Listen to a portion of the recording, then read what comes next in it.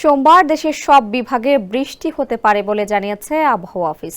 বৃষ্টির ফলে সারা দেশে দিনের তাপমাত্রা 3 ডিগ্রি সেলসিয়াস পর্যন্ত কমতে পারে।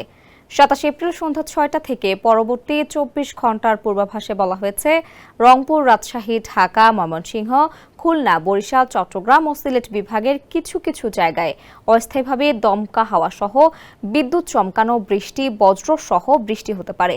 এ সময় সারা দেশে দিনের তাপমাত্রা 1 থেকে 3 ডিগ্রি সেলসিয়াস হ্রাস পেতে পারে এবং রাতের তাপমাত্রাও সামান্য হ্রাস পেতে পারে। এদিকে 27 এপ্রিল 5 জেলায় তাপপ্রবাহ বয়ে যাচ্ছে। আবহাওয়া অফিস জানিয়েছে, গোপালগঞ্জ, পাবনা, সিরাজগঞ্জ, যশোর ও পটুয়াখালী জেলাসমূহের উপর দিয়ে মৃদু তাপপ্রবাহ বইছে এবং তা কিছু কিছু জায়গায় থেকে প্রশমিত হতে পারে।